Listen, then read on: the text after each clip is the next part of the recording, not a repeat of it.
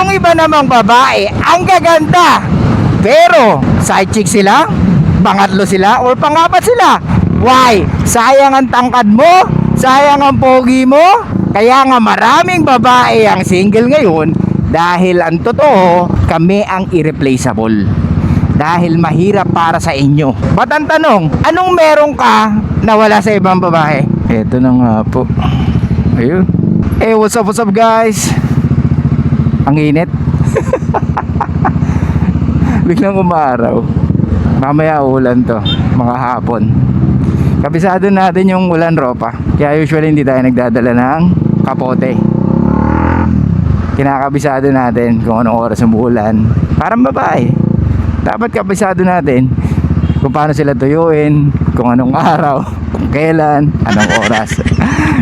Kailangan may idea ka na, di ba? So ngayon, alam ko hindi ulan, kaya nagmotor tayo. And tama tayo. Ayun, umaaraw pa. Eto na naman tayo, mga ropa. Laging ganito. Ayaw kagatin. Tapos taas ng taas. Yun mga ropa, shoutout sa mga may first job tapos bagong sahod. Yehey! Iba! Congratulations sa mga bagong sahod today. Namnamin nyo ang sahod nyo. Huwag nyo nang tignan yung tax nyo. Sisihin nyo na lang yung mga congressmen.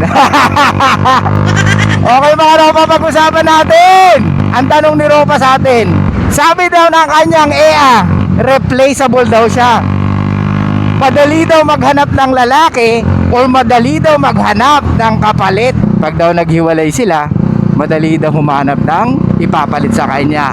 Uwe! Talaga ba?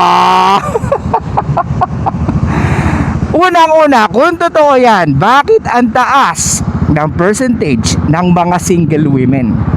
Bakit ang taas ng porsyento ng mga babae na single at magaganda? Di ba? Kung talagang madali maghanap ng kapalit, bakit ang dami sa inyo bitter from the past or bitter sa mga lalaki na hindi kayo gusto? Ang totoo, madaling maghanap ng titira at bebembang sa inyo, pero yung lalaking magseseryoso sa inyo, rare or hindi nyo makikita or mahirap makita kahit umabot pa kayo ng 30 pataas. Kaya ladies, stop being delusional. Huwag kayong mag-overprice sa sarili nyo, or huwag kayong mag-over self-inflate. Yes, may word ka bilang babae. But ang tanong, anong meron ka na wala sa ibang babae para masabi mong irreplaceable ka? Kung sasabihin mo sa amin na maganda ka, malaki puwet mo, malaki dede mo, hot ka, masarap ka, well, maraming kagaya nyo. Kaya wag kayo mag-expect na irreplaceable kayo or replaceable kami mga lalaki. Dahil ang totoo baligtad, kami ang irreplaceable. Dahil mahirap para sa inyo makahanap ng lalaki mag-stimulate ng emotions nyo. And let's be fucking honest, kahit napakadaming nanliligaw sa inyo, kahit napakadaming nagpapakyut sa inyo, ni isa dun, hindi kayo pumayag lumabas kasama yon. Tama? Maraming nagme-message, maraming nagdi-DM, ni isa dun, hindi nyo nireplyan. Although chinecheck nyo yung profile nila, tinitingnan nyo kung pasado sa taste nyo, or pwedeng na-curious kayo, pero hanggang dun lang yon. Kasi when it comes to going out with a guy, the guy should be at least meet your criteria. Tama? Pero unang-una dun, hindi ka sasama sa lalaki kung hindi na-stimulate ng lalaki yung emotions mo. Tama ba? Kasi pag hindi na-stimulate ng lalaki ang emotions mo, of course, ano ibig sabihin? Boring yung lalaki. At kung pumayag ka man, sumama dun sa lalaki dahil nabuyo ka ng mga tropa mo o ng mga kaibigan mong babae, end up nyan, pag hindi nag-success dahil pinakinggan mo sila, end up nyan, magigilty ka lang. Di ba?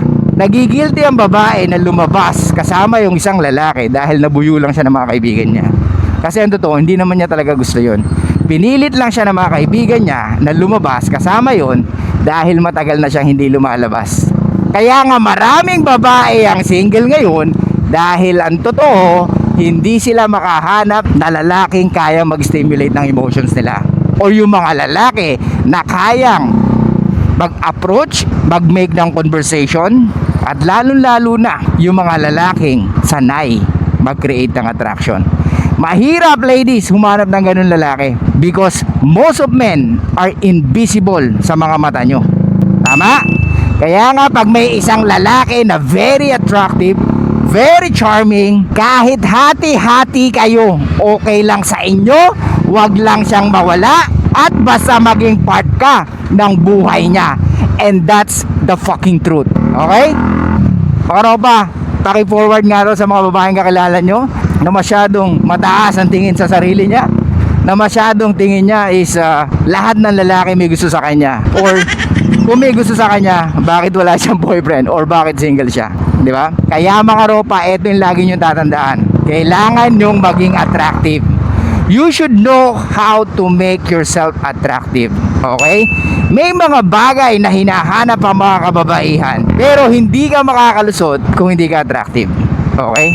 Kaya na sabihin natin mapera ka, guwapo ka, if you don't know how to talk, if you don't know how to approach, if you don't know how to make conversation, hindi ka makakalusot, tropa. Sayang ang tangkad mo, sayang ang pogi mo, sayang ang looks mo, at sayang kung mayaman ka, or let's say may style ka pagdating sa pananamit. Lahat yon masasayang if you don't know how to talk to women. Maliwanag? Mga ropa, bago ka dumating sa rapor, kailangan mo munang makipag-usap, tama? So paano ka makikipag-usap if you don't know how to start conversation? Tama? Kaya wag rin kayong delusional na hindi porket pogi ka, matangkad ka, mayaman ka, anak ka ng politicians, kaya mo mag-pull ng EA na gusto mo. Yes, pwede yung mabebembang mo, pero hindi yung babae na gusto mong karelasyon, ropa. Maliwanag? At sa mga babae na naniniwala sa sarili nila na they can always find a guy, where is he? Nasaan siya? Bakit single ka? Ang ganda mo pa naman. Halos buwan-buwan, lagi ka nagpapamanicure pedicure. Ang ganda ng buhok mo, ang ganda mo manamit. Pero bakit single ka? Kasi nga, ang totoo, walang lalaking makastimulate ng emotions mo. Kahit yung inbox mo, punong-puno na ng DM. Di ba? At eto pa mga ropa, yung iba namang babae, ang gaganda. Pero, side chick sila, pangatlo sila, or pangapat sila. Why? Kasi nga, they are willing to be with that guy kesa sa lalaki na hindi marunong mag-stimulate ng emotions nila. Uulitin ko mga ropa, they would rather be with a guy na pasok sa criteria nila kahit na in a relationship yung lalaki. Dahil mas gugustuhin nila na makasama yon kesa sa lalaki na binipli sila or yung lalaki na super nice sa kanila. Maliwanag? Anong takeaway natin dito mga ropa?